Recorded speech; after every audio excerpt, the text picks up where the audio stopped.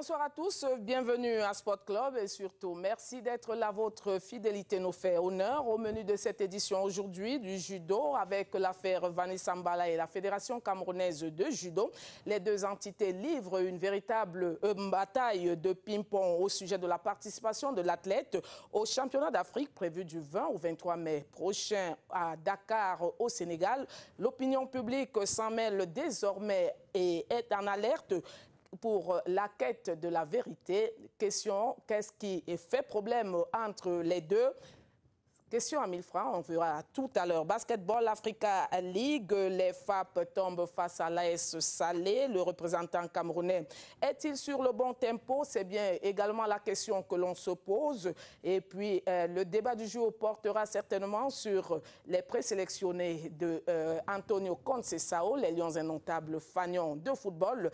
Qu'est-ce qui est donc consigné comme vision de l'entraîneur sélectionneur et de toute son équipe technique? Grosse question qui constituera le point des débats dans cette édition. On parlera également de la CAN Total Cameroun 2021 et la visite des émissaires CAF au Cameroun.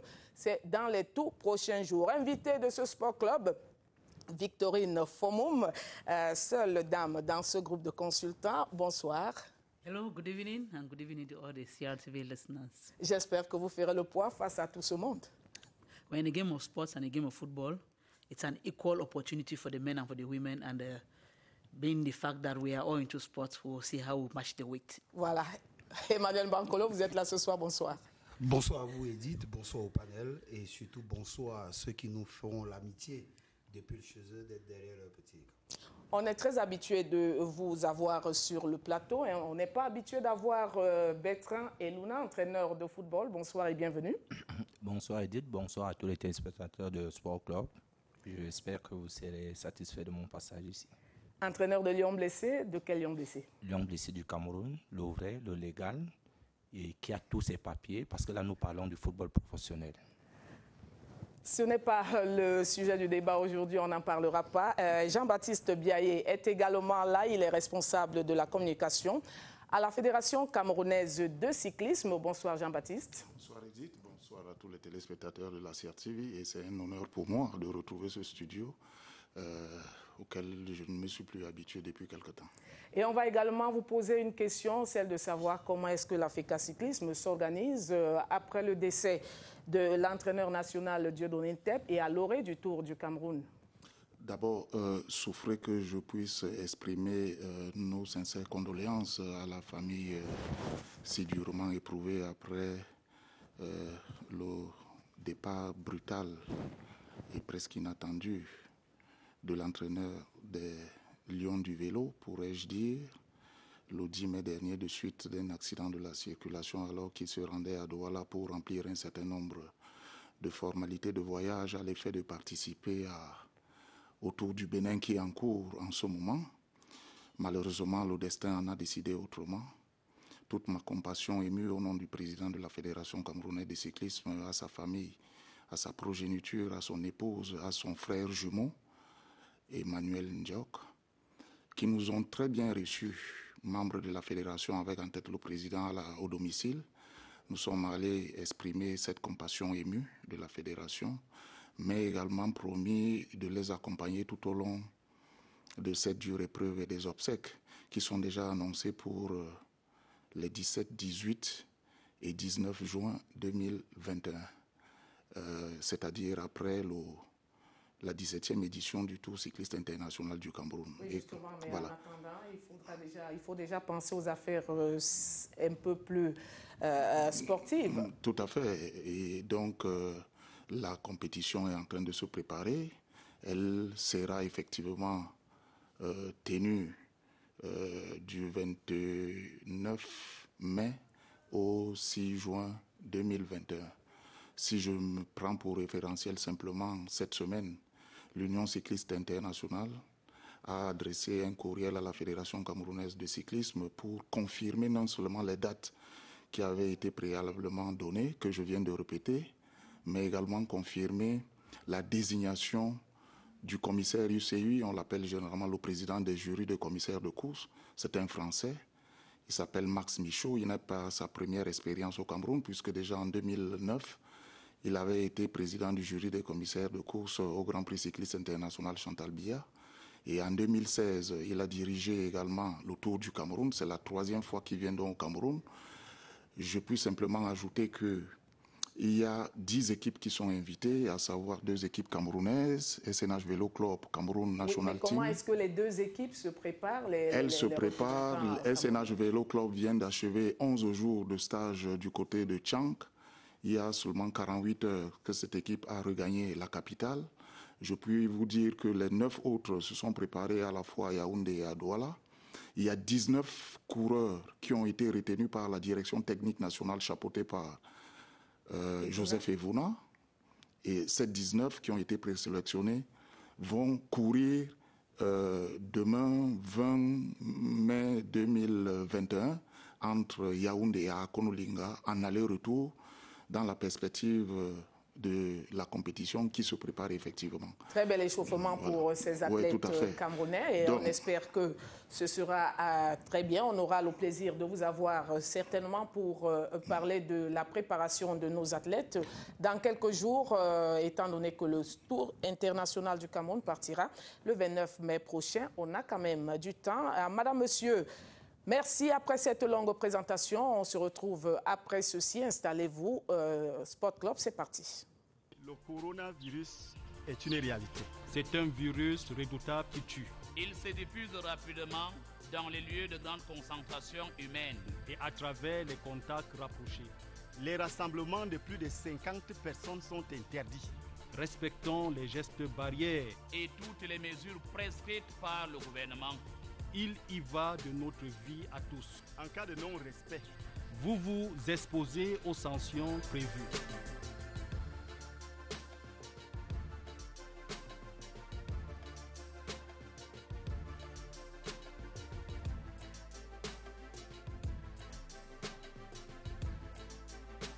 Ceci est un message du gouvernement du Cameroun.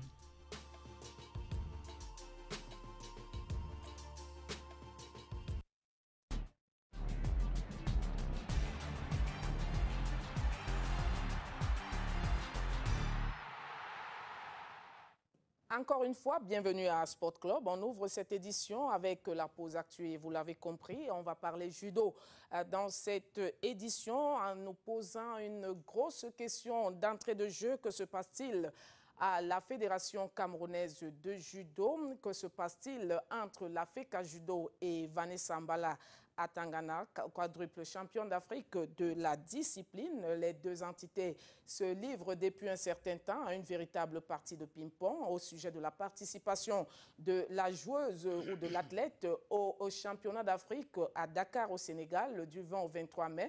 Une participation qui sera mise entre parenthèses d'après une correspondance que l'athlète a adressée à ses fans et qui donne donc les raisons pour lesquelles elle ne pourrait participer à ce championnat d'Afrique, en pointant du doigt la Fédération camerounaise de judo qui, pour sa part, a également fourni des arguments pour justifier cet état de choses. En tout cas, le nom figurait bien. L'athlète aurait été aligné par la FECA Judo, mais l'athlète dit ne pas avoir vu son nom sur la feuille d'engagement. Et voilà qui met tout le monde en difficulté et surtout qui soulève un certain nombre de problèmes. Quadruple championne d'Afrique et titulaire de plusieurs titres, l'athlète est qualifié pour les Jeux olympiques de Tokyo et dit que cette non-participation au championnat d'Afrique pourrait bien avoir un impact sur sa préparation. On en parle donc dans cette édition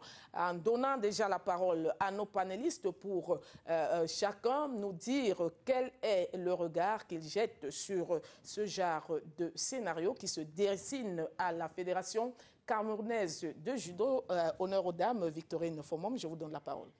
It's very disheartening to see an athlete of that caliber with those qualities not retained. But there is a polemic that is difficult for us to actually ascertain, because when you see Vanessa writing on her Facebook page that she has not been retained, and we see another list published with her name, and then the communique of the president of the federation, it means there is an in-depth problem in the federation that needs to be looked into. And I use this opportunity to call on the Ministry of Sport, because Vanessa Mbala, 4 times African champion, 2nd time qualified for the Olympic Games, is not given. We should think of a better way of managing high-level athletes who are giving honor to Cameroon, because this is not the first time that is happening. It is not the 2nd time, and it is not only in judo. Today we are talking about Vanessa. We'll get to other federations, we'll find them. It is high time we look on how we manage high-level athletes who actually give performances and honor and glory to Cameroon. Emmanuel Bankolo. Vous savez, quels que soient les cas, j'ai un gros sentiment de déception de la part de l'athlète, de son entourage, et même de la part de ceux qui se prévalent aimer la discipline qu'est le judo. Il y a encore quelques temps, le problème, c'était le fait que l'athlète voulait faire imposer son coach personnel à la fédération. Elle a bien voulu que son coach l'accompagnât en Coupe d'Afrique, que le coach soit retenu dans le staff qui aille au JO, parce qu'estimant que le coach, son coach personnel pourrait lui apporter quelque chose sur le plan psychologique. Dans les disciplines comme le judo, on n'entraîne pas en sélection nationale, on encadre. Et le pire, c'est quoi? Elle est 4 fois championne d'Afrique et 4 fois championne d'Afrique avec Ngoba Tang comme entraîneur. Donc, on ne peut pas penser qu'on puisse infantiliser autant le mouvement sportif camerounais ou le judo camerounais. On ne peut pas penser que le Cameroun ait mis de l'argent à former des athlètes et des encadreurs et que, comme ça, parce qu'on veut faire plaisir, parce qu'on veut aider des personnes, parce qu'on veut pouvoir apporter quelque chose à des personnes, qu'on veuille écraser tout cela. 2, pour des compétitions, c'est la fédération qui accrédite, c'est la fédération qui envoie des listes. Il n'y a pas une seule compétition pour laquelle la fédération n'a pas envoyé le nom de Vanessa. Encore là, vous avez vu la note du 8 mai, où quand la fédération sénégalaise a sorti la liste des Camerounais accrédités pour la compétition, je crois qu'elle est le 8e. Oui. Et comment vous faites pour dire que vous n'avez pas vu ça, vous? Note venant de la fédération sénégalaise. Si on disait encore que c'était la fédération camerounaise, ok. Mais vous, l'athlète, comment vous n'avez pas vu ça? Donc, à des moments, j'ai pensé qu'elle était naïve et qu'elle se faisait utiliser un peu par des ennemis de la fédération dans des batailles qui n'aident pas le mouvement sportif camerounais. Mais après, je me dis, finalement, elle-même, elle entre dans cet engrenage-là et c'est quand même désolant de voir ce genre de choses. On est passé par là. Vous vous rappelez de l'affaire il y a encore quelques mois où elle n'est pas allée participer à une compétition pour laquelle elle a été accréditée, où l'État du Cameroun, via le ministère des Sports, a mis de l'argent à disposition. Et ce qu'elle a fait, c'était de demander à la fédération de lui donner cet argent. Mais la fédération justifierait ça comment? Comment la fédération justifierait le fait qu'une athlète accréditée qui doit participer à une compétition n'y aille pas et qu'après on découvre dans les justifs qu'il y a un argent qui a été dégagé? Au point où le président de la fédération avait eu envie de retourner l'argent au niveau du trésor. Mais finalement, la fédération s'est dit, OK, pour aider l'athlète, on va l'accréditer pour une autre compétition et on va négocier avec le ministère pour que cet argent l'aide, elle, dans les déplacements. Donc, quand une fédération fait autant d'efforts et que ce que cette fédération peut recevoir, ce ne sont que des colibets, c'est le fait de monter une certaine presse contre la fédération. Après, vous vous posez des questions, finalement. Est-ce que les gens aiment le mouvement sportif camerounais? Est-ce que, finalement, les résultats de certaines fédérations ne fâchent pas plutôt certaines personnes? Emmanuel Bankolo, vous êtes en train de soulever un autre problème qui me paraît quand même important, le fait qu'une athlète ou qu'un athlète impose son entraîneur dans une compétition à laquelle il est accrédité par la fédération de son pays. Est-ce légitime, Jean-Baptiste Biaye, de se comporter de la sorte? D'abord, je remarque avec l'ensemble de vos téléspectateurs qui nous regardent ce soir que ce n'est pas la première fois qu'on entend ce que M. Bankolo vient d'évoquer, à savoir qu'une athlète de grand niveau puisse se faire encadrer par son propre entraîneur. On a connu ça par le passé lorsqu'il s'agissait de parler de Françoise Mbango. Donc cette vieille querelle a été revenue au goût du jour. Mais pour le cas et le fil d'Ariane de notre émission qui nous réunit ce soir, je voudrais exprimer, à la suite de mes illustres prédécesseurs, ma désolation d'entendre également qu'une athlète de haut niveau ne puisse pas avoir un suivi tel que on puisse être satisfait de sa prestation au Cameroun. Et pour, je ne sais pas si c'est une erreur, mais pour une affaire qui est difficilement acceptable au sein de l'opinion. Comment il peut avoir une dichotomie entre l'entraîneur ou l'encadrement technique ou le président de la fédération et l'athlète?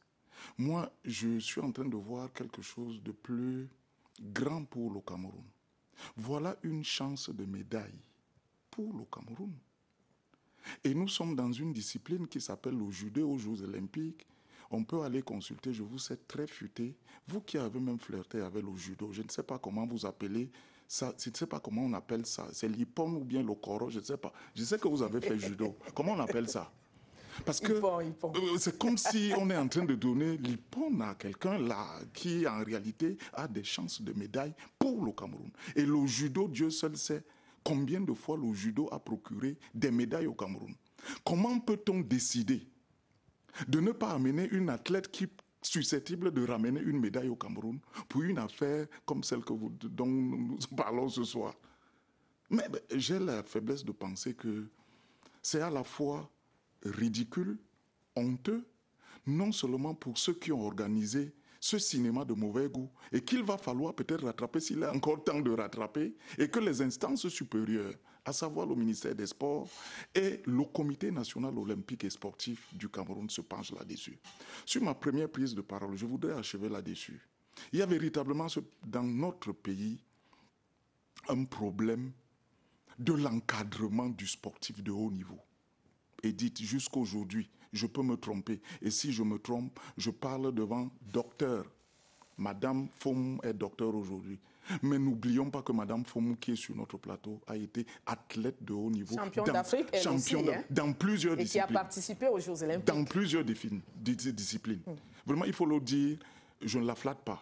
Mais on connaît ce qu'elle a fait dans le tennis de table. On sait ce qu'elle a fait en football féminin. On sait ce qu'elle a fait dans d'autres disciplines. Mais quel est le statut du sportif de haut niveau dans notre pays? Aujourd'hui, il n'y a pas de lisibilité ni de visibilité sur le statut du sportif de haut niveau. C'est à la petite semaine qu'on prend un sportif de haut niveau, à l'exemple de celle dont nous parlons aujourd'hui, qui doit aller au judo, pour lui faire des misères, permettez-moi l'expression, comme ça se passe. Dans d'autres pays, ça ne se passe pas comme ça. Ça ne se passe pas comme ça. Et si on ne le dit pas, on n'est pas sérieux. Je reviens toujours à dire ceci. Vous êtes entraîneur Bertrand Eluna. Vous avez un athlète que vous encadrez et qui vient de l'autre côté et qui amène dans ses bagages son entraîneur de l'autre côté et on vous demande qu'on vous mette de côté. Comment est-ce que vous allez vivre la chose? Est-ce que vous acceptez ça? C'est ce qui doit être fait? Nous sommes en sport peut-être individuel. Oui, Edith, je vais dire aussi que je suis un peu gêné parce que là, nous avons affaire au sport de haut niveau. La petite Mbala Atana, qui était nationale, est devenue internationale aujourd'hui et il faut s'accommoder à ces exigences-là. Ce n'est pas seulement le problème de la fédération de judo. Vous allez constater que toutes les fédérations ont ce petit problème-là, même la fédération de football. On va un peu entrer dans les détails. Lorsqu'on veut mettre l'intérêt général au-dessus de nos égos, je crois qu'on aurait accepté d'abord résoudre ce petit problème et voir comment on peut taper sur les doigts de la lettre après. Emmanuel l'a dit ici, le problème qui tourne depuis, il y a eu des problèmes de bourse, le véritable problème c'est qu'elle veut être encadrée par quelqu'un qui la suit chaque jour. Mais là, on veut lui donner un entraîneur qui est au Cameroun, qui aura peut-être 2-3 jours avec elle, le temps de la compétition. Et on pouvait aussi s'arranger. On ne met pas l'entraîneur national de côté, mais on demande à l'entraîneur d'accepter l'entraîneur de la dette pour essayer de mettre le Cameroun devant. Bon, ici on parle aussi de la fédération. Le président de la fédération ne peut pas aussi se soumettre au désir d'un athlète. Il peut aussi décider, mettre en exergue d'autres athlètes. Peut-être qu'aujourd'hui, on ne voit pas que ces athlètes sont des chances de médaille. Mais il peut y avoir quelqu'un de ces 6 athlètes-là qui peut aussi aller gagner. On ne sait jamais. Je crois que le président de la fédération a pris une décision. Nous allons la respecter parce qu'on n'y peut rien. C'est la fédération qui accrédite. Et elle a été accréditée. Oui, sauf qu'elle a d'autres exigences et le président de la fédération ne peut pas continuer à se plier à ces exigences-là. Mais pour les Jeux olympiques, il faut qu'on essaye de voir comment on peut résoudre ce problème. Mais nous avons un problème de sportif de haut niveau.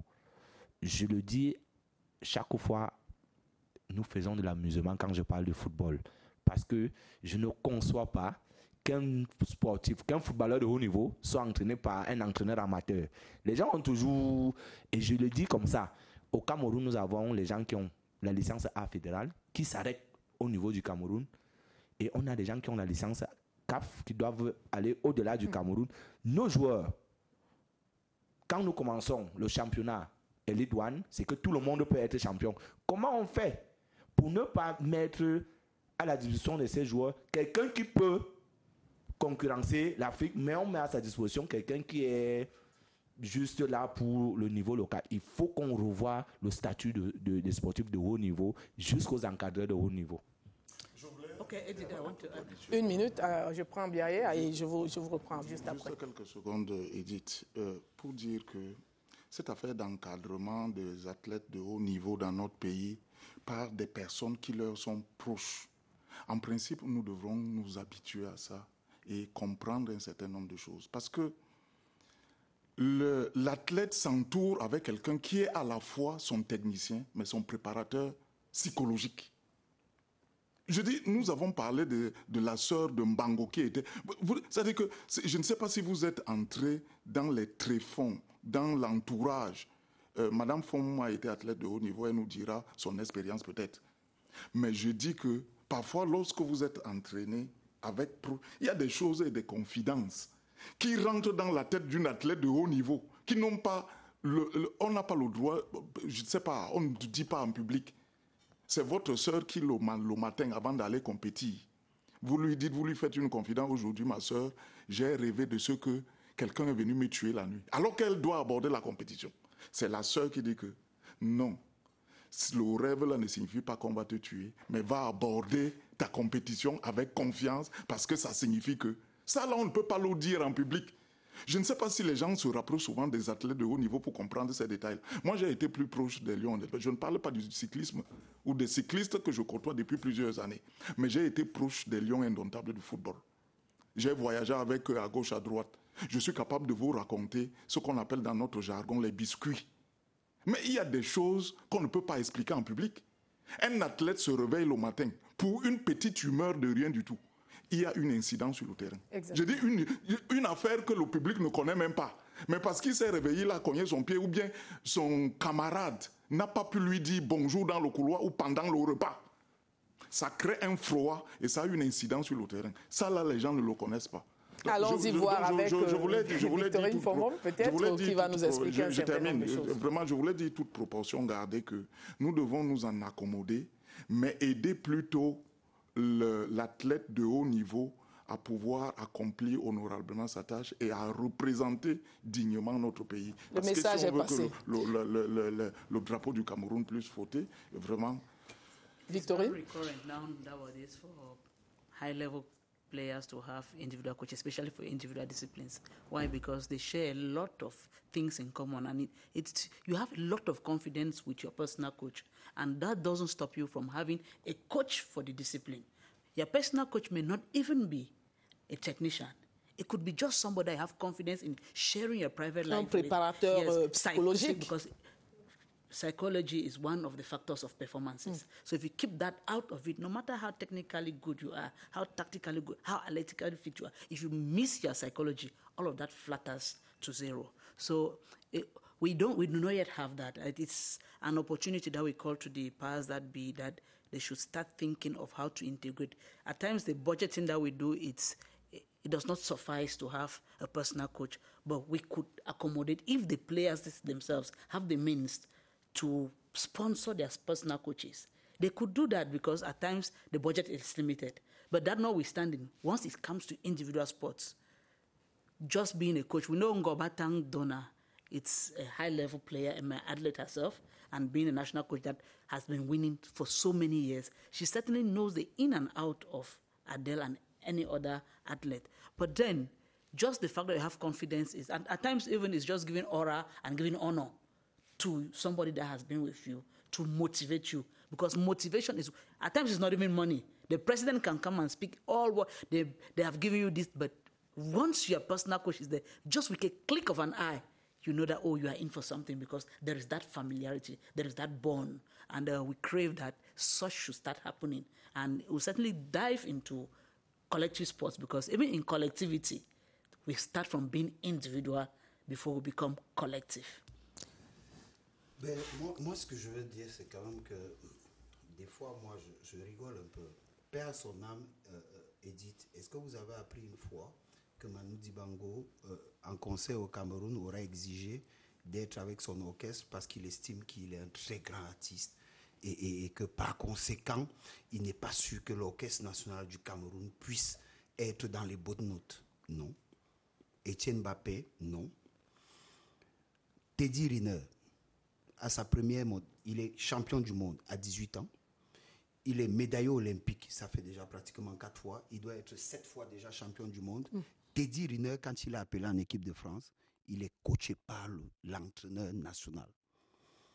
Prenez David Douillet, au-delà de sa superbe. David Douillet a toujours été coaché par l'entraîneur national.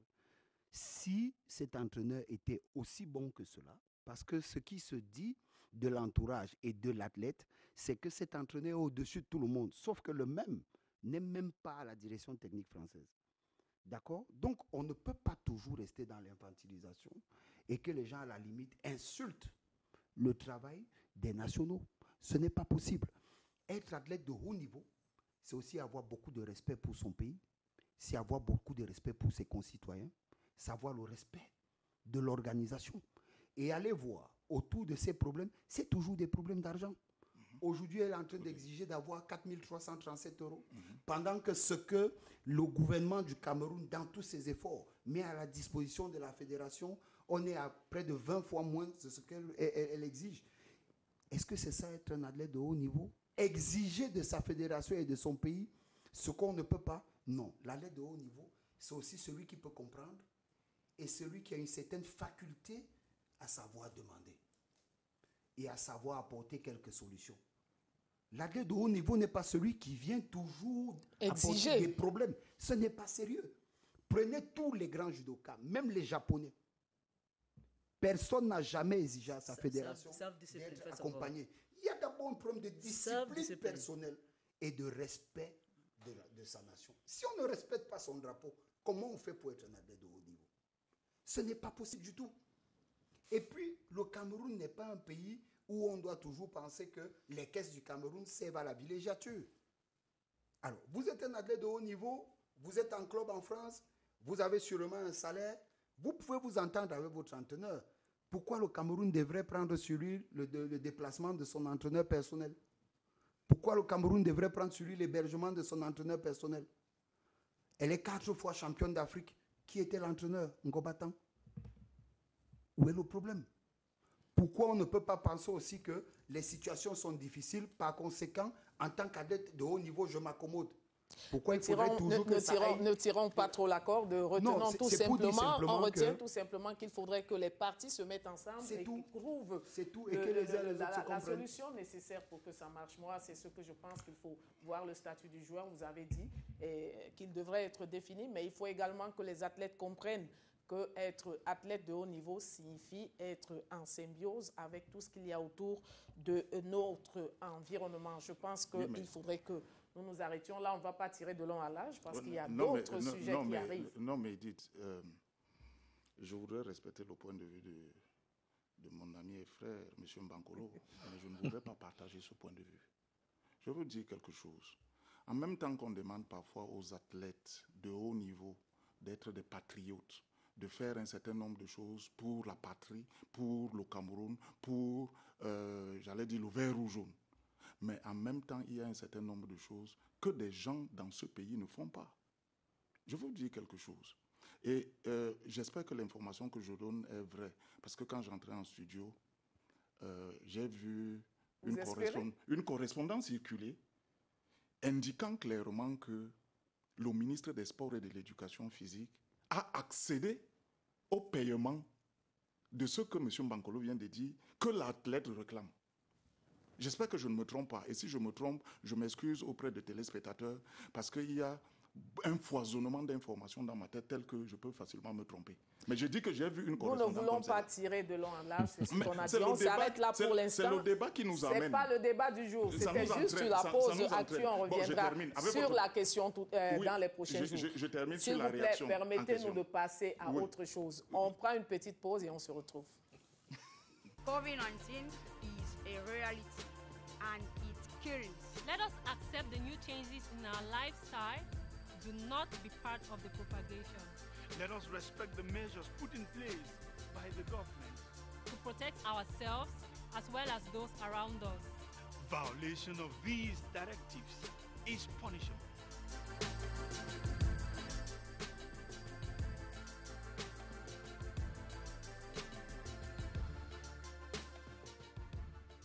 This is a message from the government of Cameroon.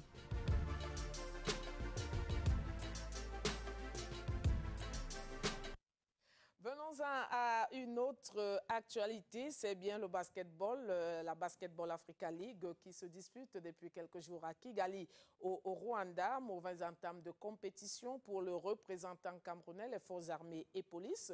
Les FAP sont tombés hier 84 points contre 87 devant l'AS Salé du Maroc. L'équipe des forces armées avait pourtant pratiqué la course en tête au long de la confrontation et a été rattrapé au 4e quart-temps pour être battu par la suite. Et à la fin, les Camerounais n'ont que leurs yeux pour pleurer. Mais on pourrait quand même dire, Emmanuel Mbankolo, que les FAP ont mal géré leur match. Surtout dans le dernier quart-temps. Et c'est là que je crois que Salé a fait la différence sur le plan mental. Et c'est là aussi que le fait de participer à de grandes compétitions aura fait la différence. Salé aura démontré simplement qu'au niveau de la compétition, ils ont la maturité et l'expérience pour. C'était un peu dommage, ça faisait mal.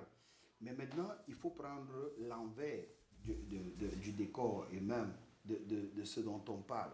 L'envers, c'est simplement quoi? C'est de dire que le basketball camerounais aujourd'hui en club est à niveau. Et c'est très important parce que de ce qu'on a vu, les FAP ont démontré que le basketball camerounais avait progressé.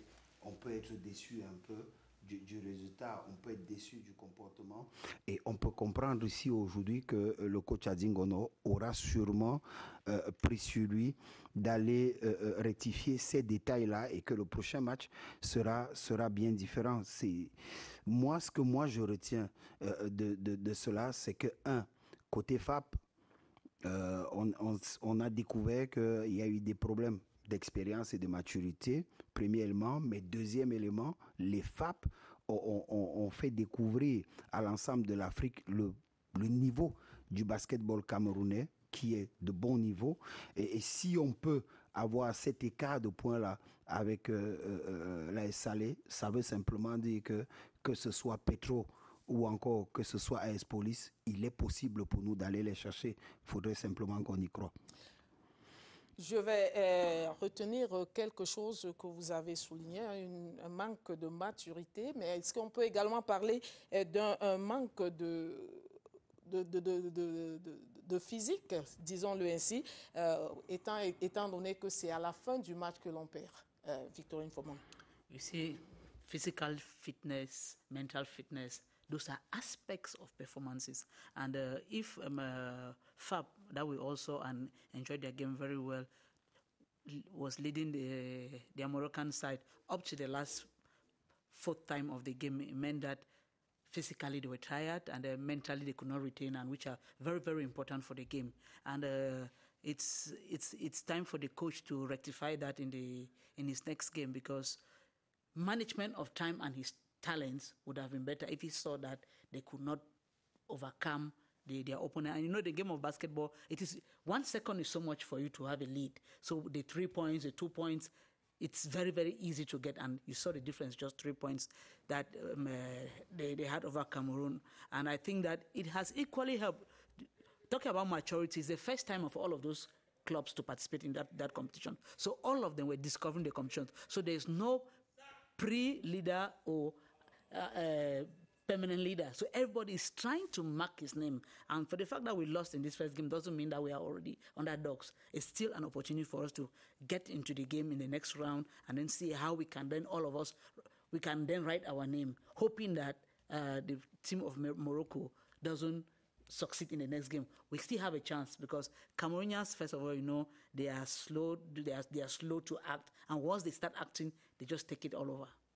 Voilà, on parle donc de cette équipe qui a perdu en fin de match. Vous êtes également un entraîneur, Bertrand Eluna. Perdre un match de la sorte alors qu'on avait tous les espoirs de voir les basketteurs camerounais prendre le dessus sur l'AS Salé du Maroc. Bataille physique, on l'a perdu, mais il y a également autre chose, étant donné que c'était une équipe composée des joueurs venant d'ailleurs. On peut également dire qu'il y a eu un manque de cohésion dans ce qu'on appelle le bloc de cette équipe. Oui, ce match, nous l'avons perdu depuis la préparation. Je le disais, avec le judo, c'est la même chose avec le basket, c'est la même chose au partout. C'est de la matérialisme pure et simple. Comment on fait qu'un entraîneur qui a encadré son équipe pratiquement plus d'1 an, vous l'enlevez à 2 semaines de la compétition? On vient avec un entraîneur qui a une grosse expérience que tout le monde connaît à Dingonomé. Madame Fomouna est entraîneur. Elle sait que chaque fois qu'un nouvel entraîneur vient, il revient avec une nouvelle méthode. Est-ce qu'on avait un problème sur le plan athlétique? Est-ce qu'on avait un problème sur le plan tactique? Il doit d'abord faire son diagnostic. Et pour faire le diagnostic, il a certainement recommencé le travail quelque part. Lorsque vous recommencez 2 semaines, le basket est un sport collectif. 2 semaines ne sont pas suffisants pour dire qu'on va chercher quelque chose dans une compétition. Emmanuel l'a relevé ici.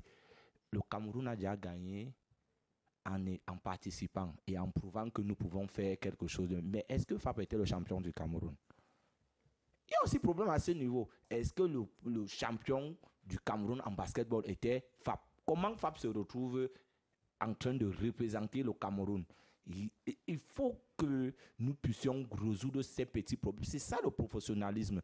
Maintenant, les joueurs qui sont là vont se débrouiller, ils vont tout faire pour ne pas être ridicules, parce que hier, ils n'étaient pas ridicules. Ils ont longtemps tenu tête, mais vous avez vu qu'à un moment, moi je ne peux pas dire que c'était sur le plan physique. Hein, non, il y a certainement des petits réglages qui n'ont pas pu donner, et puis quand ça ne passe plus, l'adversaire qui lui est habitué, qui a certainement rodé sa machine.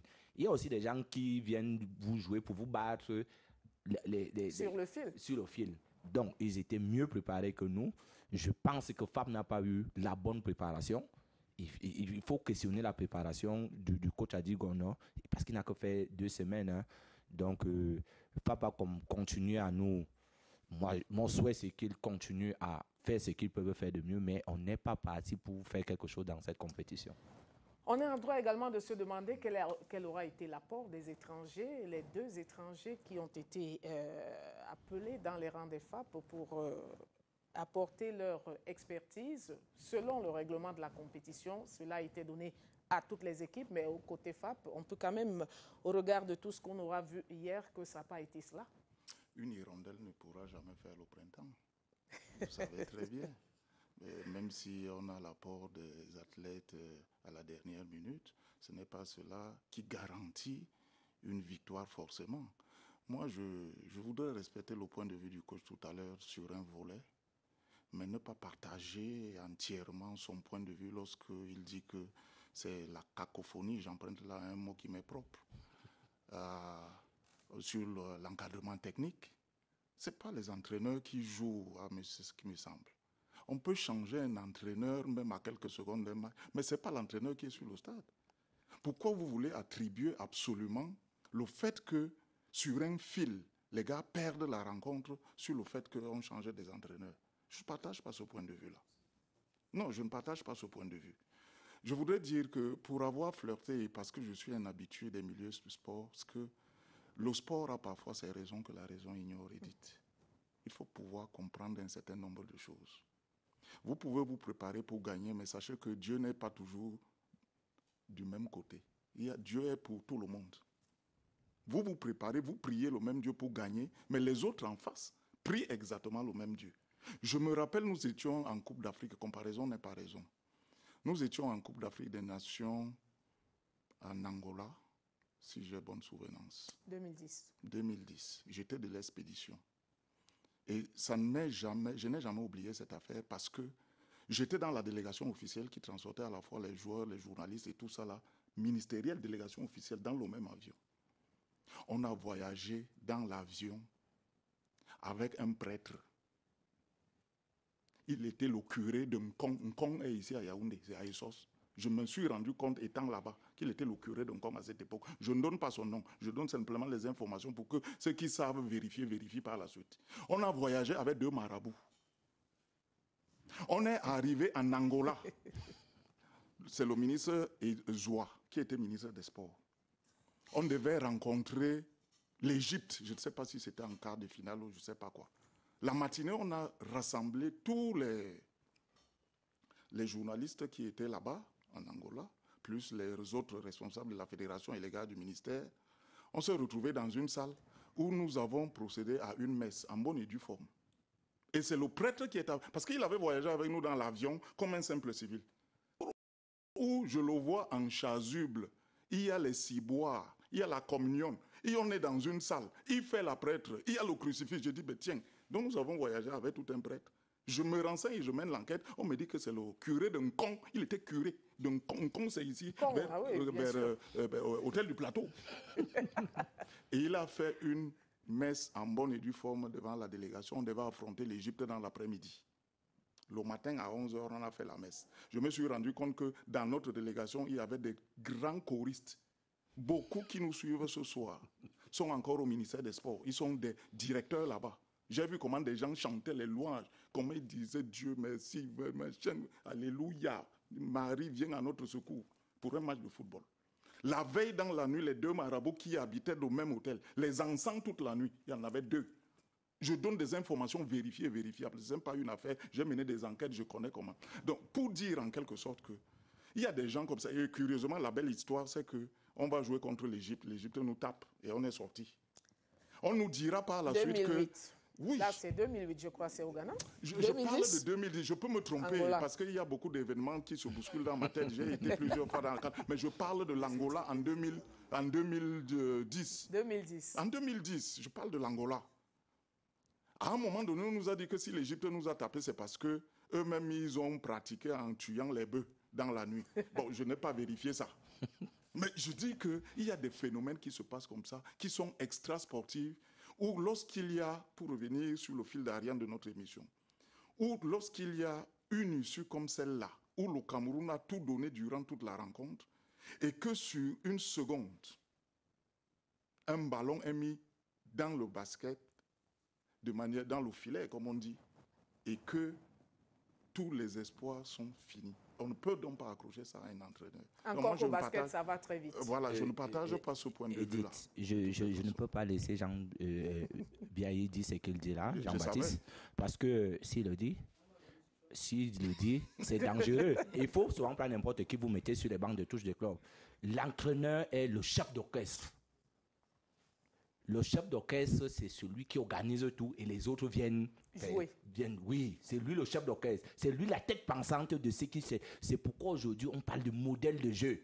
Le modèle de jeu de Luna ne peut pas être le même modèle de Emma, ne peut pas être le même modèle. Ça veut dire que si vous avez un modèle de jeu, vous avez votre manière de préparer et de l'animer. il ne faut pas dire ça. Moi, je dis... Le turnover qu'on a vu... Oui, il voulait parler des matchs. Il parlait de 2010. Paul Ogon est arrivé au Cameroun quand on était qualifié pour la Coupe d'Afrique. Parlons basket C'est lui qui a pris cet exemple. Il est venu prendre une équipe qui était déjà qualifié pour la Coupe d'Afrique. Il a fait combien de temps? Il ne pouvait rien comprendre dans ce qui se passait là. Ceux qui font un an avec le marabout savent exactement que si le marabout a même bougé le bras comme ça veut dire telle chose. Il ne faut pas nous raconter ça. On ne peut pas gagner. On est parti avec Otto Fischer en 2008 en Égypte. Il est venu 3 semaines avant. On ne peut pas gagner dans le hasard. À votre avis, FAP est en train de faire juste de la figuration FAP est en train de faire de la figuration. Le sport de haut niveau n'est pas injuste. C'est une histoire scientifique. Le coach est beaucoup plus expérimenté que celui qui était même là avant. Mais le fait qu'il soit là, il y a seulement 2 semaines, ça ne peut rien lui apporter parce qu'il ne connaît même pas les éléments qu'il a. Et aussi, on était en train de parler de l'aspect psychologique ici. Il ne connaît même pas les éléments qu'il a. Il ne peut pas s'en sortir. On est là en train de faire... Non, je le jure, parce que c'est une histoire de science. Ce n'est pas une histoire de maraboutisme. Je vous comprends. Elle a son point de vue sur la question. Victorine, je vous écoute. Just to disagree with BI that coaches at any time that you come to a team can have a good management. You see, there is what we call complicity. And there is the manner of the way you animate and the way you deal with your players. And there is fun in all what you do. And in your manner of repetition, there is comprehension. Once there is no comprehension, it becomes difficult. You can be an ace trainer, and you have all it takes. You can have that faculty. And the moment your players accept you, I bet you easily go through, even it's overnight. But at times it's difficult because the fun that others have had to live with players before you, it takes some time of adaptability. If that time is easily managed, a new coach can easily overcome it and then put in all it takes. But if it is not, but for this case, I may not be thinking that it is the fact that the coach just came oversight, except there is some adaptability problems, which we are yet to all of us find. Because if it were, they wouldn't be winning from all through the game, and in the last minute, they lose. Probably it's a technical error, which can happen at any time to anybody. But we just hope that they rectify it in the next game. Just wanted to correct him that a coach cannot come anytime. He must need some adaptability. Je vais sortir de ce sujet de basketball. Biaye, je vais donner la parole à Emmanuel Bankolo. Est-ce que FAP fait de la figuration à Kigali? Non, personnellement, je pense que les FAP peuvent. 1, il faut que les FAP croient. Et 2, il faut qu'on se dise simplement, qu'on sorte de nos esprits le nom de l'adversaire. Parce que c'est cet élément-là aussi qui joue. Si à des moments on sort du vestiaire en se rappelant que là on joue Petro, ça nous diminue sur le plan psychologique. Et quand vous êtes diminué psychologiquement, ça affecte aussi le physique. Donc, il faudrait simplement gérer tout cela. Et pour dire à Jean-Baptiste que, quelle que soit la discipline aujourd'hui, les entraîneurs sont les managers. Et donc, ils gèrent tous les aspects de leur sélection ou de leur équipe. Si vous prenez toutes les fois que le Cameroun a gagné une Coupe d'Afrique des Nations en football, c'est sur le plan psychologique. Prenez les 2 Coupes d'Afrique gagnées par le Cameroun en volleyball féminin 2017-2019, on a eu l'ascendance psychologique sur le Kenya. Alors, avant ça, vous voyez bien que le Cameroun, si vous prenez en 2015, on perd la CAN au Kenya sur un seul fait.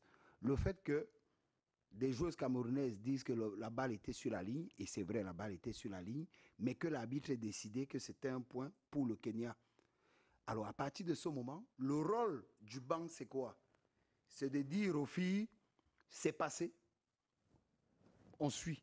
Mais si vous laissez les filles s'emporter et que vous-même vous participez, si c'est la fin du match, et que vous-même vous participez même en commençant à décrier, à dire à l'arbitre, vraiment, ce sont des combines, un peu comme on le dit trivialement, du coup, vous participez à sortir et vous et vos athlètes du match. Donc, c'est en cela que, et pour un sport comme le basket, où en 1 minute, on a souvent vu 6, 7, 8 points.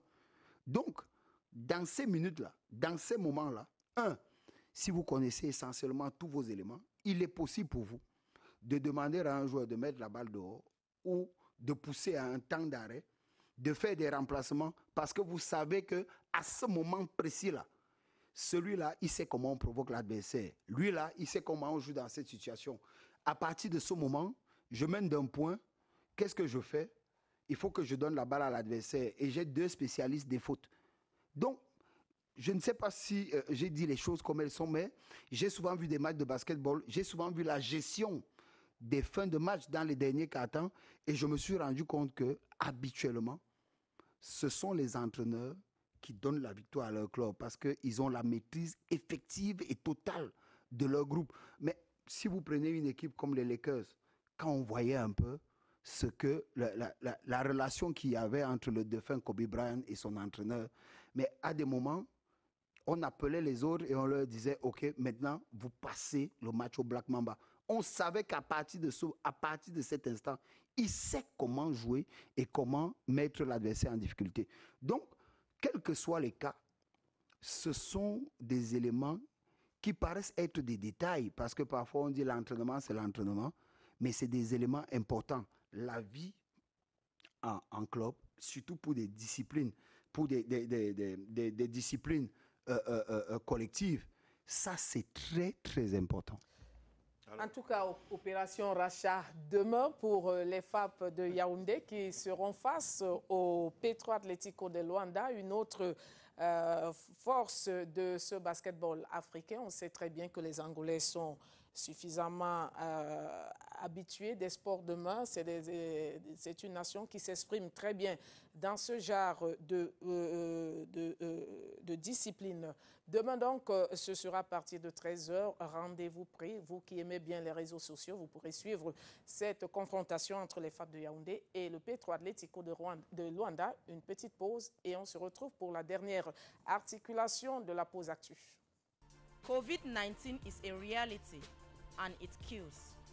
Face mask protects us and those around. The systematic wearing is obligatory when leaving the house to cover the nose and the mouth. Let us respect measures put in place by the government to protect ourselves and those around us. Violation of these directives is punishable. This is a message from the government of Cameroon.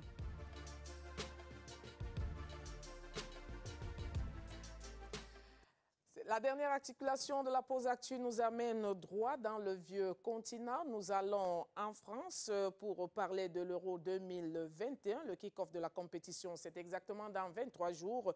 Et le rendez-vous est donc pris pour les 12 nations européennes qui vont se retrouver. L'entraîneur de la France a rendu public la liste des 26 joueurs qui vont défendre les couleurs de la France dans cette compétition. Fait majeur et surtout fait marquant, le retour en sélection de l'attaquant Karim Benzema du Real Madrid. Karim Benzema a fait 6 ans sans être convoqué par Didier Deschamps. Dernier match pour le prodige français du Real de Madrid, c'était en 2015, plus exactement le 8 octobre. La France avait alors ce jour croisé l'Arménie et au classement des meilleurs buteurs avec les Bleus, Karim Benzema pointe au 10e rang, 27 buts marqués en sélection. L'avant-centre du Real Madrid et ses coéquipiers vont donc tenter de montrer une bien meilleure prestation lors de cette Euro. Mais question déjà par rapport à ce retour en sélection, est-ce qu'on peut dire, je commence par vous Emmanuel Bankolo, que Didier Deschamps opère là une véritable volte-face? Je ne suis pas d'accord avec ceux qui le pensent parce que Deschamps n'a jamais pensé avoir Karim hors de sa sélection. C'est venu de la fédération. Et le président de la fédération avait dit en premier temps que c'était un peu politique et après il avait dit qu'il n'a pas besoin de s'expliquer. Ça a été imposé à Didier Deschamps. Mais je crois que Karim aura beaucoup aidé Deschamps dans sa progression, dans son ascension et dans les résultats. Parce qu'aujourd'hui, ça aurait été une hérésie, ça aurait été incompréhensible dans le monde du football de penser que Benzema aujourd'hui ne fasse pas partie de cette équipe. pour l'Euro. Et je crois aussi que ça aurait été même un manque de respect à l'endroit de Zinedine Zidane. Parce que quand on voit les résultats de Benzema, depuis que Zidane a pris les rênes du Real, on se rend bien compte, de la progression, de la discipline. Et on se rend compte que Benzema, il a mûri. C'est plus le même qu'il y a 6 ans. C'est quelqu'un qui est à une autre dimension. Et qu'est-ce que ça aurait représenté qu'un pays comme la France ait la chance d'avoir aujourd'hui un attaquant qui soit dans le top 3 mondial et que cet attaquant-là ne soit pas sélectionné pour l'Euro. Ça aurait été quand même quelque chose de... Je vais poser la question à un entraîneur. Bertrand Eluna, votre regard? Oui. Je ne sais pas si c'est Deschamps qui a décidé de ramener Karim Benzema. Mais là, je constate que la fédération française a mis l'intérêt de la France devant. Voilà. Parce que quand Emmanuel dit attaquant, si vous êtes joueur de couloir, milieu de couloir, qu'on appelait les aidés là-dessus attaquant, il est actuellement le meilleur avant-centre au monde, Karim Benzema. Et la France veut gagner l'Euro. Pour gagner l'Euro, il faut avoir ses meilleurs. En dehors de Karim, on a fait aussi revenir Rabiot, qui était un peu dans les mêmes conditions. Je crois que là, on a mis l'intérêt général devant et c'est ce qu'il fallait. Vraiment, aucun entraîneur au monde ne peut réfléchir 50 fois pour dire que Karim il est le meilleur avant-centre actuellement. C'est-à-dire Podolski, Lewandowski de Bayern marque des buts, mais si on prend les 5 dernières années, il n'y a vraiment pas de concurrent à ce poste-là. Parce qu'il est neuf. Il est un véritable neuf. Donc c'est une bonne chose pour la fédération française, c'est une bonne chose pour le coach. D'abord, lorsqu'il a fait sa conférence, il était très ému, il était content et il a parlé avec Karim avant. Donc, ils ont longuement discuté. Certainement, Karim lui a dit, je reviens. Et lui, comme c'était déjà dans sa logique, il est même allé jusqu'à dire que Karim est déjà dans la liste de ses 23. Est-ce qu'on peut parler d'un retour gagnant pour un garçon comme Karim Benzema en équipe de France, Victorine? That's why we talk about management. When a coach knows his team and knows the players, we certainly manage the team well. 6 years ago, there was a difference that couldn't put them together. But today, for the coach to even humble himself, call the player, discuss with him in box before making it public, it tells the esteem for which the coach has for the player and his performance. And it is the same esteem that the player will give in return, because the coach called me means I need to give back all I'm giving for my club into the national team. And I think it's victory for the national team of France, because once you see players of his kind that are trained by Zidane too, that is another player of another level and has been giving the same results to Real Madrid, we think that his presence in the national team will not only be an additional booster for him to give a personal record for the Blues, he will equally be giving it for himself, because he wants to prove to the French people that I was kept outside, but I can prove to you that I'm good on the field.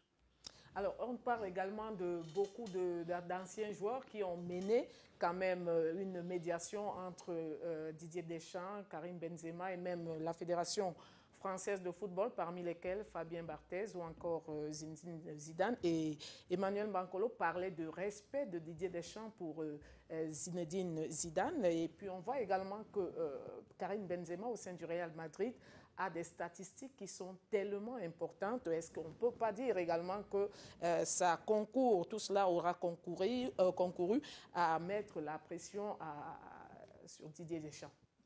J'ai la faiblesse de penser qu'il y a beaucoup de concours de circonstances qui se sont opposés, qui se sont juxtaposés pour que Benzema rentre dans l'équipe. Si c'était chez nous ici au Cameroun, comparaison n'est pas raison, on allait dire que le gouvernement est impliqué. Souvenez-vous de ce qui s'est passé en 90, lorsqu'on avait ramené Mila au sein des Lions Indomptables. Vous connaissez toute la querelle. Il y a un ministre des Sports qui a amené Mila dans ses bagages, et c'est Mila qui a fait la fierté du Cameroun finalement. Si c'était chez nous ici au Cameroun, on allait dire non.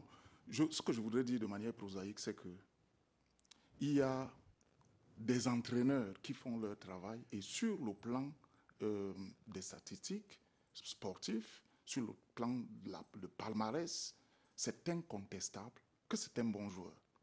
Mais à côté de ça, je pense qu'il y a une stratégie qui a été mise en place, tant à la fois par les anciens joueurs et l'entraîneur, que peut-être même par le gouvernement, peut-être cela ne se dit pas. Puisque nous avons dit ici aujourd'hui, je pense que c'est Mme Fomou ou M. Mbankolo qui a dû dire que l'idée de la France aujourd'hui, c'est de remporter l'euro.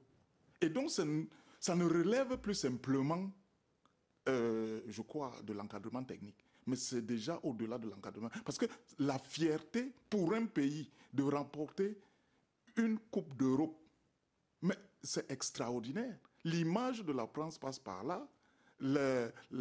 J'allais dire, l'hégémonie de la France par rapport aux autres pays européens passe aujourd'hui par le football et ça passe par là. Donc, les gens réfléchissent en ces termes-là. Je voudrais dire que le retour de Benzema au sein de la sélection peut augurer des lendemains meilleurs.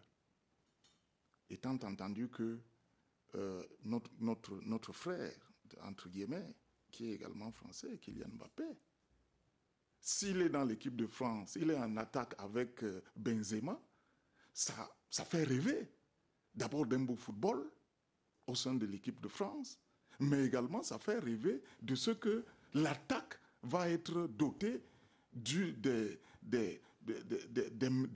l'un des meilleurs en ce moment. Et donc c'est d'abord beau pour le football. Moi c'est la lecture que j'ai envie de faire. Mais je me méfie toujours de ce que parfois les joueurs peuvent avoir une très belle prestation dans leurs équipes qui les emploient, dans leur club, mais arriver en sélection nationale, parfois... Justement, est-ce que ça ne peut pas représenter un piège pour Karim Benzema qui va rentrer et qui sera certainement très attendu? Non, ça ne peut pas représenter un piège. C'est une décision. On connaît quand même la gueule des Français quand ça ne marche pas. Oui. Mais si on a pu ramener Karim Benzema, c'est parce que l'entraîneur a déjà un plan précis. Et depuis hier soir, tout le monde, quand vous regardez, il s'amuse. Karim Benzema est en pointe. Ça veut dire qu'au niveau de l'avant-centre, Didier Deschamps était déjà en train de souffrir un peu. Et son avant-centre, tout le monde le connaît, c'est Olivier Giroud, qui est en baisse en ce moment. Il ne marque pas beaucoup. Il ne marque pas beaucoup. Donc, l'équipe sera la même équipe. On va juste ajouter un élément. Et cet élément-là, techniquement, est au-dessus de la moyenne. Tactiquement, au-dessus de la moyenne. Et cet élément sait marquer des buts. Je ne dis pas que Olivier Giroud ne sait pas marquer des buts. Benzema peut faire ce que Giroud fait. Et en plus, il sait marquer des buts. Donc, comme il faut gagner l'Euro, il faut un homme qui est au-dessus de ce qu'on avait avant. Et Mbappé était pratiquement, c'est un ailier. Hein? C'est un ailier. Chaque fois qu'on a mis Mbappé avant-centre, même dans son club, à Paris Saint-Germain, ça s'est représenté. Y a-t-il pas risque que l'environnement ne soit pas le même en équipe de France que ça l'est, par exemple, au Real Madrid? You know, national teams are always different from clubs, even, and that is why at times we always talk of cohesion, the period of adaptability for players from various clubs coming to beat in the national team. But once you know your kind, and you have been, it's true that Benzema has been out of the team for 6 years, but I think he has been having an eye on how the coach has been working. So adapting, and once you are a good player with high-level performances, that is why changes at high level, it fluctuates easily and it's very flexible. If he can easily adapt and the time given to them to prepare, in 23 days' time, if they are working together, they can easily adapt because they have been working together. But him, it's an additional work for him to work in the crowd that he's meeting, that he has been out for 6 years. 6 years is not 6 months. It's not 6 days. It's not 6 weeks. No, 6 hours. It's so much for him, even though they have been friends out of club. But the nation, they have blue and white, is different from Riyad's white over black, which means he needs to give so much physically, psychologically, technically, and just himself alone to be that integrate. And that notwithstanding, as Olivier and Mbappe, everybody will be striving to be the game starter. That is too much. But then the nation precedes club. And any person that wants to go further, that is why they always want to come back. They make a lot of money in clubs. They don't make so much money in the nation. But they always want to come and defend because that pride of country is very important for every player. Et on connaît quand même Didier Deschamps comme étant quelqu'un de très orgueilleux, quelqu'un de suffisamment rigide dans ses choix et même dans sa manière d'entraîner. Karim Benzema n'est-il pas en train de jouer peut-être une carte difficile? Non, je ne pense pas. Karim Benzema a un avantage. Il connaît toutes les sélections. Il a fait toutes les sélections en équipe de France. Et il faut dire que pour la France, il était important d'avoir cet élément en sus. Parce que quand vous prenez les grandes nations, le Portugal, il y a Cristiano Ronaldo qui a un impact sur le plan psychologique, positivement par rapport à ses coéquipiers, négativement par rapport aux adversaires, parce que le fait de sortir du vestiaire et se dire qu'on va jouer Cristiano Ronaldo, c'est compliqué. Vous prenez la Pologne qui a Lewandowski. Donc, il était important pour la France d'avoir l'homme qui, en ce moment, est celui qui défraie la chronique et dont aucun entraîneur ne saurait se dire que ce garçon-là, je ne veux pas l'avoir avec moi. C'était suffisant pour Deschamps de pouvoir avaler un peu son ego? C'est suffisant parce que Karim Benzema seul, le seul fait d'évoquer Karim Benzema, c'est 30% déjà. C'est très important. On est en football et on sait ce que c'est. On se rappelle le fait d'évoquer souvent des noms comme Roger Mila, Oman Bik, en sélection du Cameroun ou encore Samuel Eto'o-Fils, l'impact que ça avait sur l'adversaire. C'est très important.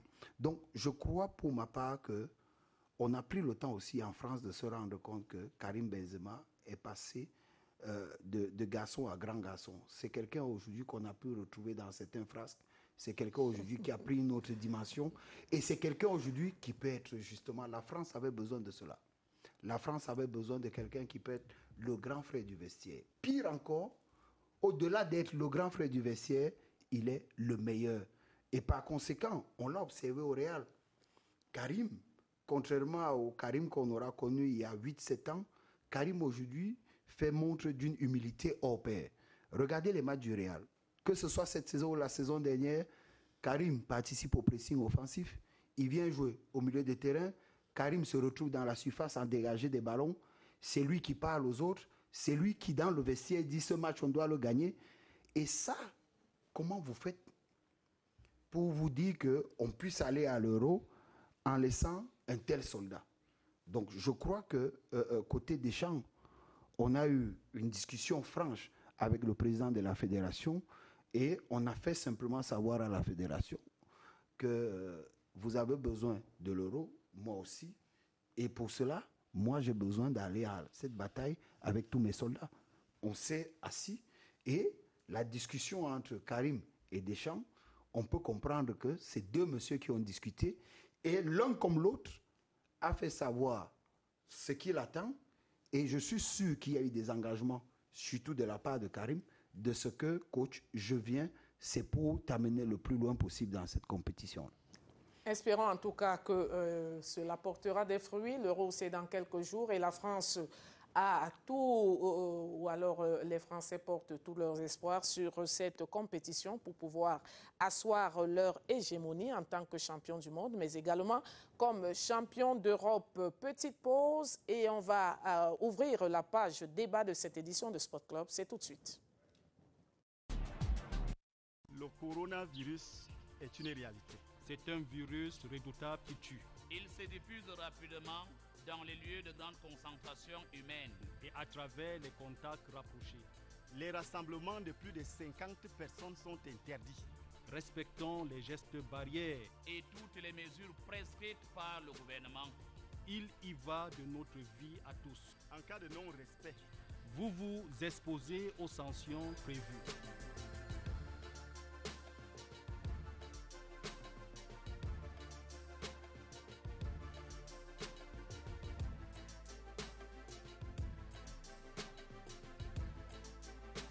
Ceci est un message du gouvernement du Cameroun.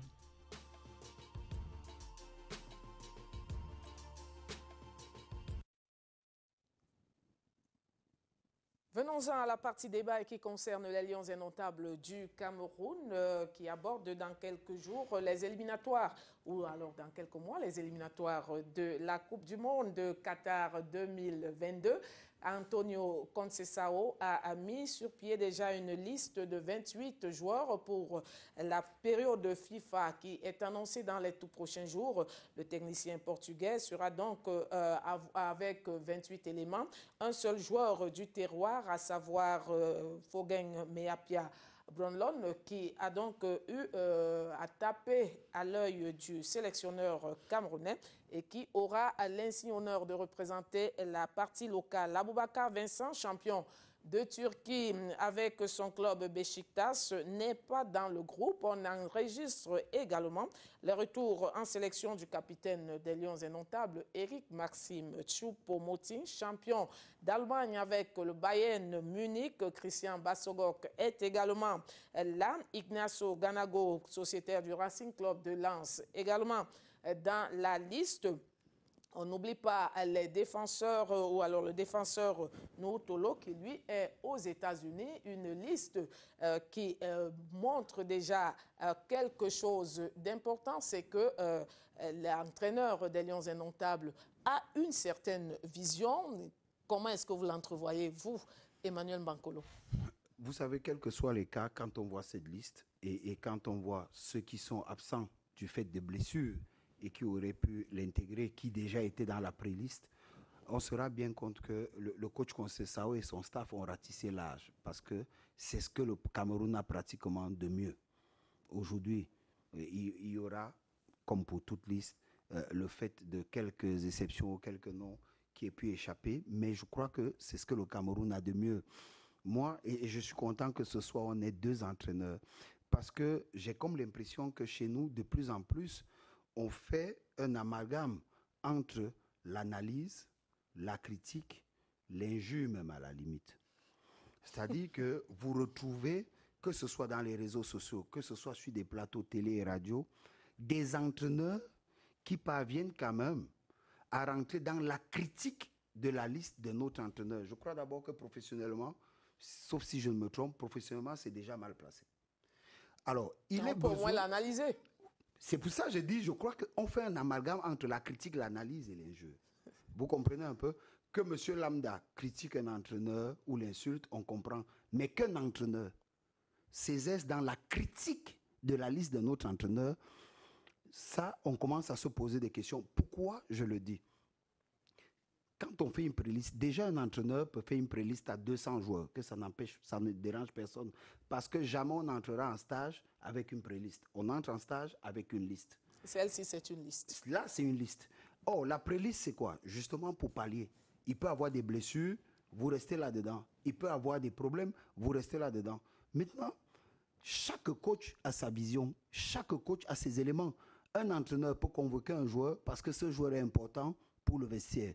On peut convoquer un joueur, même s'il n'est pas titulaire en club, parce que dans le schéma tactique, dans l'animation de l'entraîneur, ce joueur-là est important.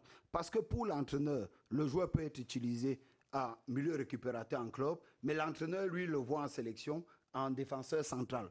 Donc, par conséquent, il y a des éléments qui échappent à ceux qui ne vivent pas la sélection, à ceux qui ne sont pas en charge de la sélection. Et à partir de ce moment, un entraîneur, le mieux, c'est de se rapprocher de votre collègue et essayer de mieux comprendre. Parce qu'il appartient aux entraîneurs de nous éduquer, nous, de nous faire savoir à nous qu'attention, la critique d'une liste, il faut faire attention. Il y a des éléments qui vous échappent et ces éléments-là, les voilà. Par conséquent, l'entraîneur lui seul sent et il sait pourquoi il appelle un tel et pas un tel autre.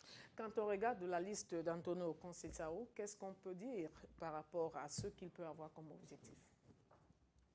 Oui. Il est constant dans ses listes parce que c'est depuis qu'il est là, il tourne autour de 70-80 joueurs. C'est les mêmes noms qui ressortent. Là, il est constant.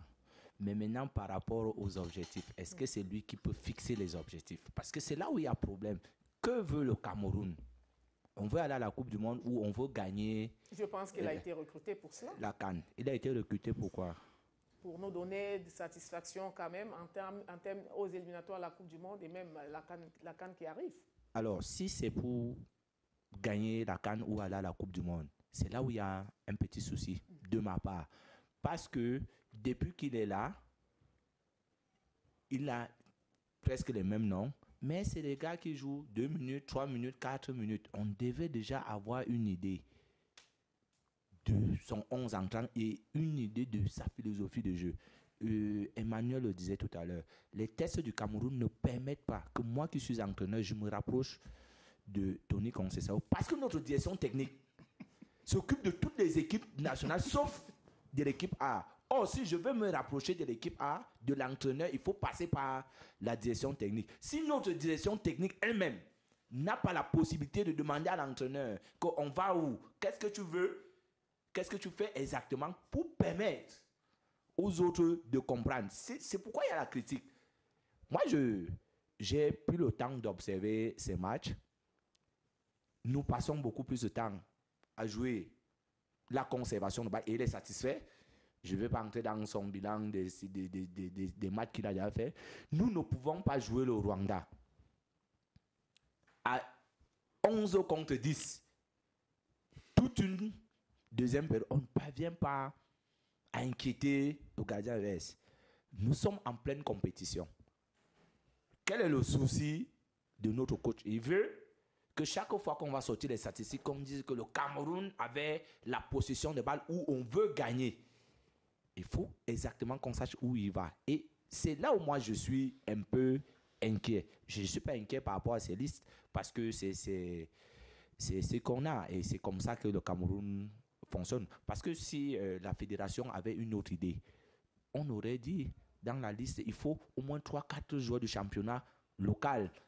Parce que lorsqu'on prend Meapa, une autre personne aurait dit qu'il faut prendre l'avant-centre de Coton Sport. L'essayer aussi, pas pour qu'il soit...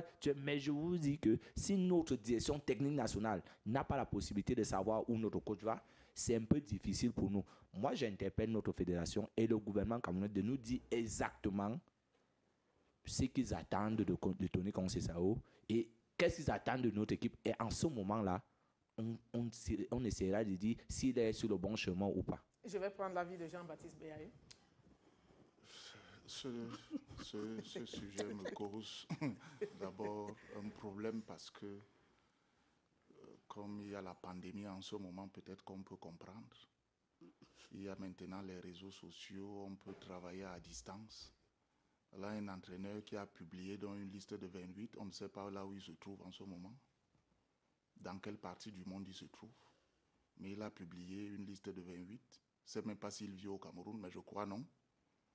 Il doit expliquer ses choix, la moindre des choses. Où est-il pour expliquer les choix des 28? On nous informe, la liste est sortie, on ne sait même pas qui doit parler sur les choix. On invite les gens donc sur les plateaux pour venir dire ce que lui, il devait dire. C'est-à-dire que analyser la liste, justifier la présence de tel ou tel sur un plateau de télévision. L'entraîneur est où pour nous donner d'abord les grilles d'analyse pour qu'on fasse une contre-analyse. Je m'inquiète. Il est où l'entraîneur? C'est pour ça que ça me cause un problème. Est-ce que l'entraîneur doit-il toujours justifier ses choix? Oui, mais c'est une liste. Il doit justifier. On nous a habitués. Je n'ai pas terminé. Je sais que vous ne voulez pas peut-être que je parle. Non, non, allez-y, allez-y. Et si vous ne voulez pas que je parle, je prends les téléspectateurs à témoin. Que vous m'avez bâillonné, vous ne voulez pas que je touche à votre... Peut-être que vous avez un intérêt là-bas. Mais je dis, l'absence de l'entraîneur est problématique. Le seul intérêt, c'est les Lions indomptables. Non, je sais. En tout cas, je vous sais très bien. Ne vous justifiez pas. Vous êtes une femme valable. Et vous savez ce que vous faites. Je vous titille simplement. Mais je dis que les 28 là, aujourd'hui, je remarque dans la liste qu'il y a l'absence de 2 joueurs. Vous avez dit qu'il y a l'absence de qui? Vincent Aboubakar. Vincent Aboubakar est blessé. Ça peut se comprendre. Il est blessé. On le suit. Il est blessé. En ce moment. L'autre absence est qui? Harold Moukoudi. Bon, là même, on n'a pas justifié. Et John Mary aussi. Est-ce qu'il est blessé? Je ne sais pas. Aboubakar, il a repris l'entraînement Est-ce que le deuxième qui est absent est blessé aussi comme Aboubakar? Aboubakar est blessé, ça je sais. Est-ce que le second est blessé? Blessé aussi. Très bien, c'est vous qui me le dites. L'entraîneur aurait dû nous expliquer cela. La troisième chose dans la liste que je me rends, c'est qu'il y a quand même une nouvelle arrivée. C'est Léa Siliki, je m'habitue à son nom. Il joue dans Rennes. Il entre dans l'équipe. Combien de Camerounais le connaissent? Bon, ceux qui sont comme Bankolo, comme l'autre, comme le coach, suivent attentivement les matchs à la télévision et ça. L'entraîneur doit expliquer pourquoi celui-là en ce moment. Il n'est pas là pour nous expliquer. Mais on a le nom là, c'est le nouvel entrant. Mais c'est pour ça que je vous ai dit que ça me pose des problèmes. Il doit justifier ses choix.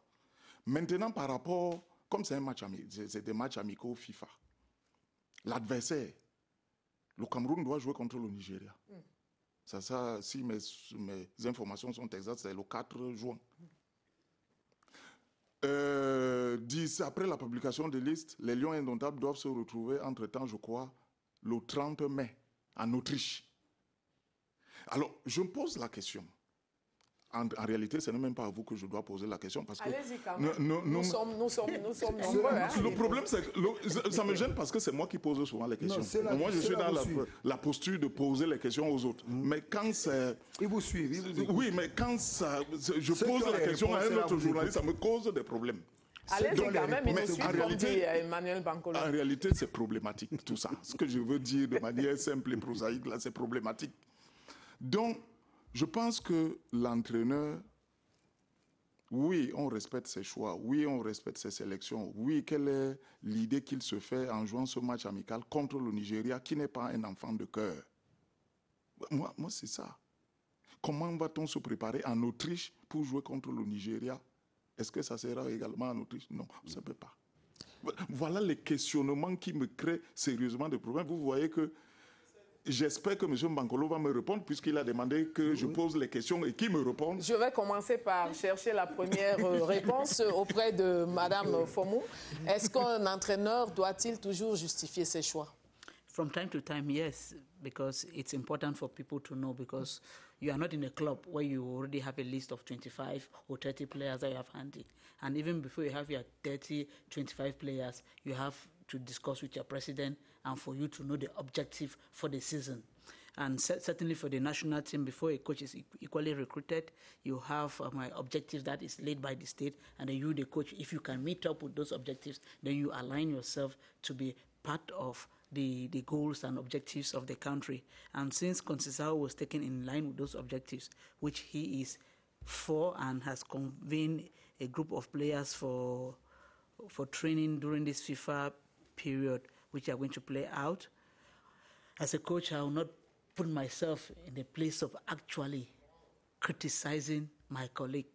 Inbox will talk about that because it is my duty to protect his duty, to protect our core, to protect what we are doing, because in that light, once we do it, I will tell it to him, because even though the state says that we cannot, the National Technical Department has no view over the national team. But any good coach, it's supposed to work in collaboration with the National Technical Department. It could be an error at the time when they were doing the text, which I think has to be rectified. But this far, I just have a worry with the fact that he selected the players and did not do much for the home-based players, whom actually are doing a great job presently, especially with a team like Cotton Sport. And if we cannot work within the FIFA period, which is specific because of the diverse calendars that our players that we have, who have magnitude have, we should organize a training camp for players locally within the breaks from one season to the other. That way, the coach will have the chance to easily see and evaluate, and that way it brings competitivity, brings motivation for the locals to always think that they can equally have a step into the national team.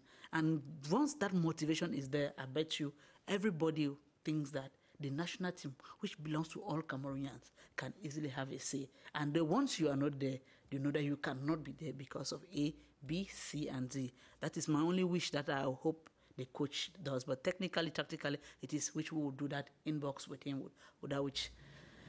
Vous avez un élément de réponse quand même par rapport à la convocation, à la justification des choix d'un entraîneur, Jean-Baptiste? D'abord, je constate que nous avons eu un débat précédent et qui est parenté à ce débat-ci pour l'intervention de Mme Fomon, dont on respecte les interventions.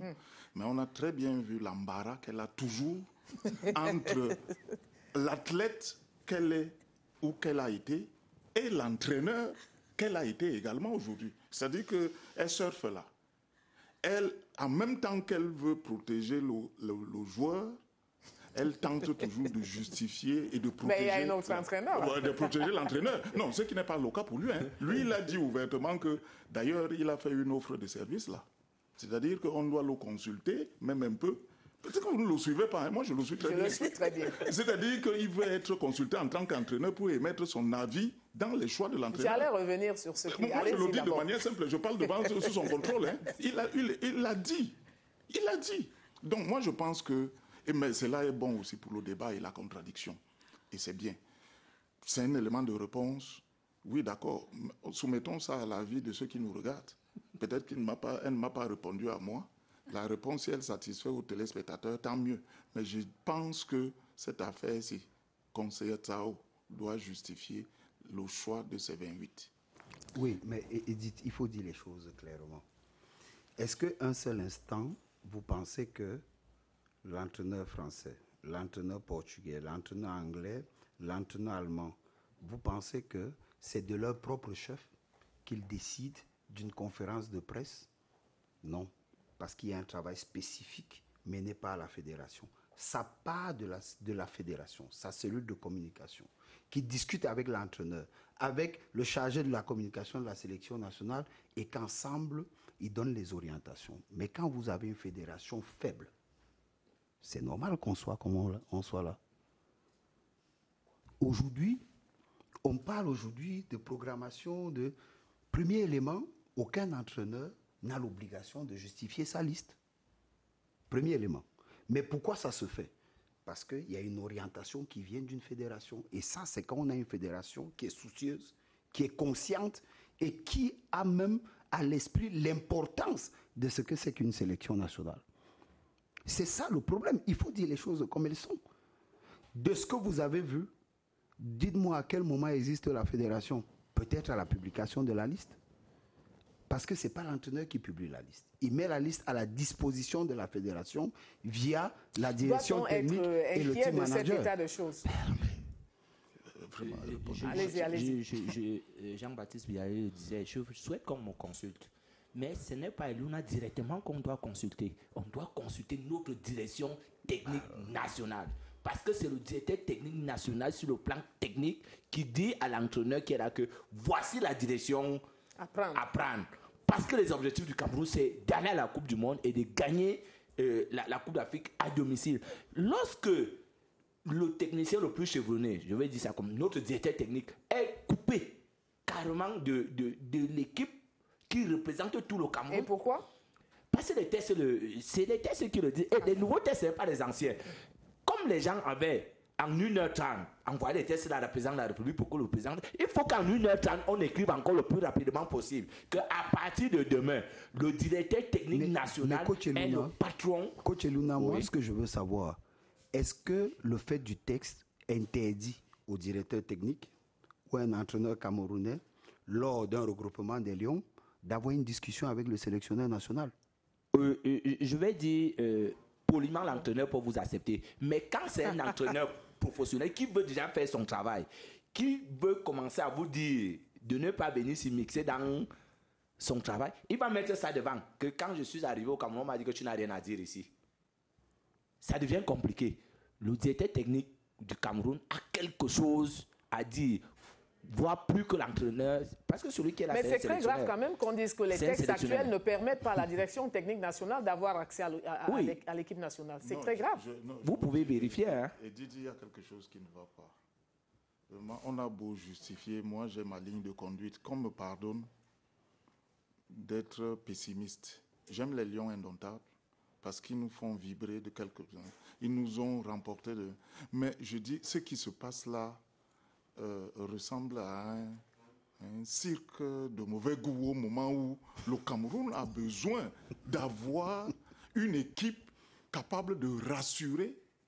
Je parle d'abord de rassurer de ce que plus de 50 ans après 1972, la première Coupe d'Afrique des Nations que le Cameroun a organisée.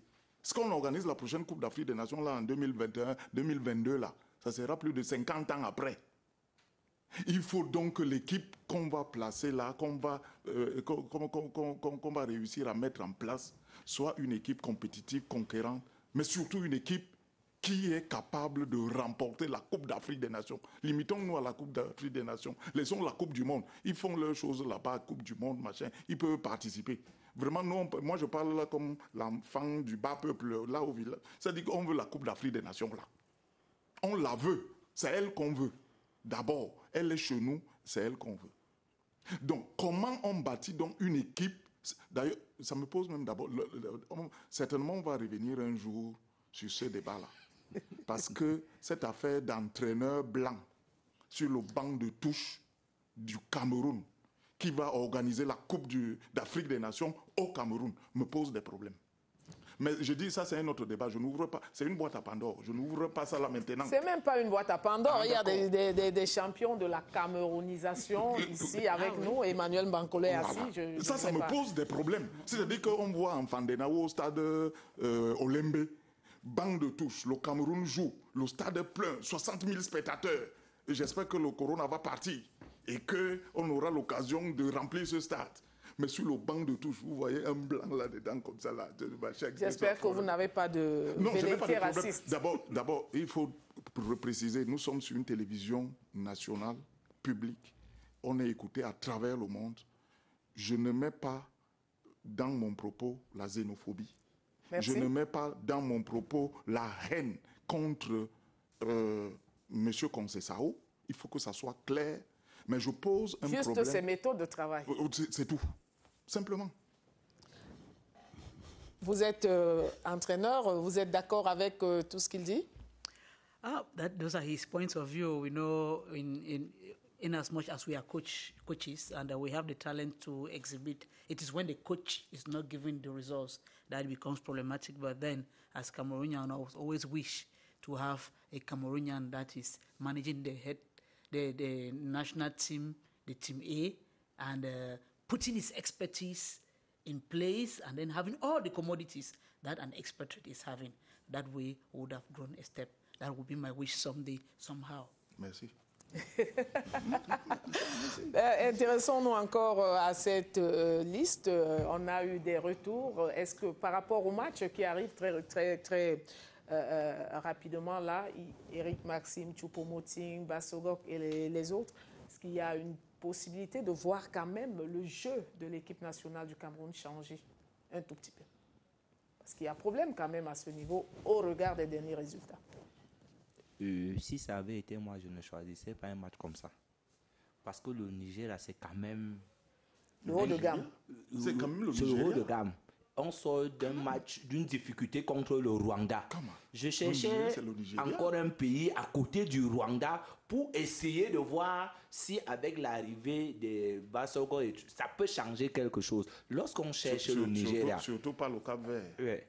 Non, on cherchait quelqu'un qui est à côté. Parce qu'il y a des pays là qui appellent le Cap-Vert. Le Cap-Vert crée souvent des problèmes au Lion d'Ottawa parfois. Mais la preuve, c'est qu'on a perdu un match à c'est parce qu'il disait qu'on cherche une équipe proche de match. Oui, on cherche... C'est pour ça que je lui donne l'exemple du Cap-Vert. Vraiment, je cherchais une équipe qui est loin... La Guinée équatoriale. Au classement FIFA. Le Tchad. Pour me permettre... de remettre, mais on va jouer le Nigeria. Ça serait un match extrêmement compliqué. Mais est-ce que c'est pas aussi pour pouvoir avoir à booster le psychologique dans cette histoire? Oui, Edith, on peut booster le psychologique, mais il faut que ce soit à notre avantage. Le Nigeria ne viendra pas se balader. Le Nigeria veut continuer à garder son rang au niveau du classement FIFA. D'abord, s'ils battent le Cameroun, ça leur permet encore de progresser plus. Ils ne viennent pas se balader. Ils viennent vraiment, et ils viennent là pour rôder leur équipe pendant que nous, on est encore un peu en train de chercher. Vraiment, la fédération a fait son choix. Je respecte, mais c'est un match extrêmement difficile. Et je dis merci à l'Algérie qui a refusé de jouer contre nous. Il ne faut pas nous continuer, parce que plus on sera en difficulté, plus les Camerounais... Ça, c'est un propos d'anti-jeu. C'est-à-dire qu'un pays refuse de jouer contre nous, vous remerciez le ciel. Oui, non, parce qu'il ne peut pas continuer. Pour une fois, Emmanuel Bankolo a ravalé sa langue et on va lui dire merci d'avoir gardé le silence. En tout cas, on met un terme à cette édition. Mettons un terme à cette édition de Sport Club. S'il y avait une série de forfaits qui nous propulserait en Coupe du Monde ou en Coupe d'Afrique des Nations, tout le monde applaudirait. Permettez-nous de revoir les Lions indomptables dans quelques jours. On va tout simplement dire que Sport Club de ce soir est à sa fin, madame, monsieur.